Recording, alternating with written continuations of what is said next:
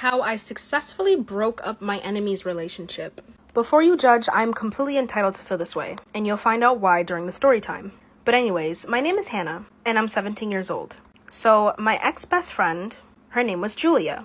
Me and Julia were like so close. Nothing, and I mean nothing, could come in between us. And we shared everything together. So one day there was this new transfer student and his name was Michael. I literally told her first that I thought he was cute and I wanted to date him. But she didn't say anything and she didn't support the idea either, which was very suspicious of her. She'd never do this whenever it came to me talking about boys. About a week later, I saw them kissing in the hallway. Now I know why she was weird about it. So I walked up to them and said, "Hey, what's going on here?" Julia looked super surprised, but Michael proudly said that this was my girlfriend. And I said, "Oh my gosh, I'm so happy for you two." And Julia looked relieved. But I wasn't happy. I was frustrated. And she wasn't going to get away with this. So I decided to make a plan to break them up. And you will not believe what I did next. Follow for part 2.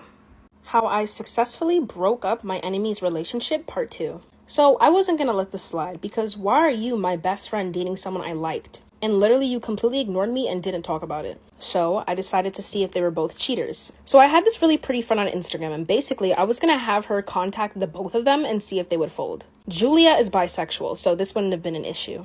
So let's just call my friend Melissa. Melissa was your perfect blonde, blue-eyed, hourglass body girl. Nobody could resist her. So she ended up texting the both of them and Michael folded immediately. Julia took some time, but she folded eventually. And so I ended up getting the screenshots of their conversation. And Michael went as far as sending some certain pictures to Melissa, if you know what I mean. And for Julia, she literally said she would leave her current boyfriend for him, which is actually insane. So I ended up taking the screenshots and sending them to each other. I sent the screenshots of Michael cheating to Julia and vice versa.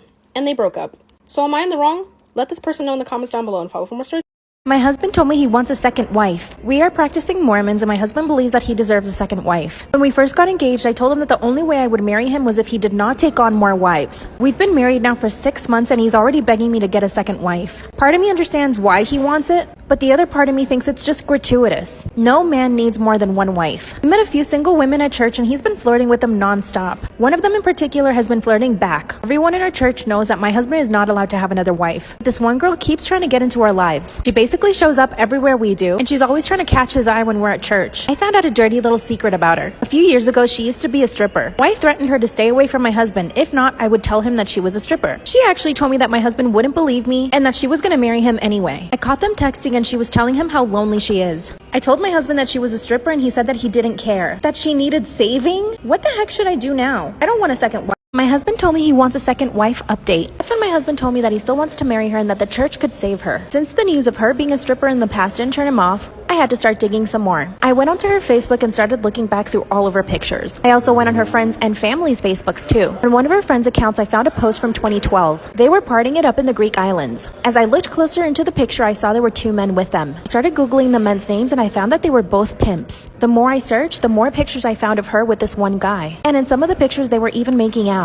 This is when it hit me. She was probably a pro. And this guy was pimping her out. My husband is so 2000s that he doesn't even have a computer. So I decided to go print out all of the evidence. I printed out all of the pictures of her and this guy, some of her family's pictures of her drinking and partying. I made my husband his favorite dinner and then I sat him down. Told him I would never accept a second wife, especially her. When I showed him all the pictures, he told me he felt sick. Apparently, she told him that she was a nun. Remember I said they had been texting? Well, they never stopped texting. Then he confessed that she even sent him a naked picture. Part 2 is my husband told me he wants a second wife update, and he finally accepted that this woman had been a pro in her past and a stripper. He said that he would stop speaking to her. Mind you, this all happened like 2 days ago. I asked my husband to show me his phone so that I could see the messages between them. He handed his phone over and started to cry. He said that she had lied to him and told him that she was a nun. Apparently, after she became a stripper, she decided to leave that life and become a nun. How stupid is my husband that he actually believed her? That's when I saw that she had sent him plenty of nudes. And I asked my husband, "You think that this woman is a nun?" And he said, "You're right, I should have known." We went to church and told on her. Now everyone in the church knows her truth. But things get worse. After she found out that we told on her, she came over to our house and started threatening us. Wouldn't let her in the house, but then she begged my husband to let her in. And he opened the damn door. That's when she begged my husband to take her on as a second wife, and that she would be the best wife and even better than I am. While I'm standing right there. Thankfully, my husband used his one brain cell and said no. That's when she grabbed my hair and started banging my head against the wall. Stupid husband stood there watching. I had to fight her off alone. That's when she looked at both of us and said that we would regret it and she ran away. And my husband had another confession. They had hooked up once. Part 3 is my husband told me he wants a second wife update. That's when he confessed that they had hooked up once. That's when it all made sense to me. She was so upset because they had already hooked up. Then he told me that he had promised her a ring. At this point, my husband has cheated on me. I have grounds to divorce him. I was actually so upset I left the house. A few hours after his confession, he calls me and tells me to come right back home. And when I get home, all our clothes were ripped up. This crazy psycho girl came back to our house, took scissors, and started cutting up all our clothes. She even cut up my wedding dress. She flushed all my makeup down the toilet. She actually stole one of my husband's fire weapons. Now this is the thing that really scares us. We don't know what she's capable of. My husband is so stupid though that he doesn't want to report her to the police. He feels guilty for having taken advantage of her, which in all honesty, he definitely did. He slept with her and promised her a ring, packed up what I had left of my clothes, and I left my husband. I'm meeting a lawyer tomorrow and I'm gonna ask him for a divorce. I just honestly can't believe how stupid he is. And now I'm scared for my life. Thankfully, she doesn't know where my parents live. I'm also leaving the Mormon church, taking my parents on a vacation. F you, husband. Am I the asshole for refusing to give my boyfriend a percentage of my raise just because he predicted it? I, female 32, have been with my boyfriend, male 35, for 7 years. He says he has a supernatural ability to predict the future and dreams. He once dreamed about me getting a new car, and in 2 months' time, I bought a car that I was saving for. Another time, he said a new friend was coming into my life, and I ended up adopting a dog in July. Now I've got a raise at work around 40% after working my ass off for 6+ years. I was happy to be able to renovate parts of the house like I've always wanted. But when I told my boyfriend, he told me to set aside a percentage of money for him. You know, because he already dreamed about me getting the raise. Am I the asshole for refusing to give my boyfriend a percentage of my raise just because he predicted it? I said I don't know since I didn't recall he ever told me. He got upset and said the reason he didn't tell me was because of how I kept making fun of his abilities. And that I could go ask his friends and they'll confirm that he in fact did see this coming. I said I'm sorry, but it seemed illogical and unreasonable of him. When I refused, he flipped out and called me ungrateful. He claimed I was turning my back on the people who helped me get this raise. I kind of laughed at the absurdity of this and he got even more offended.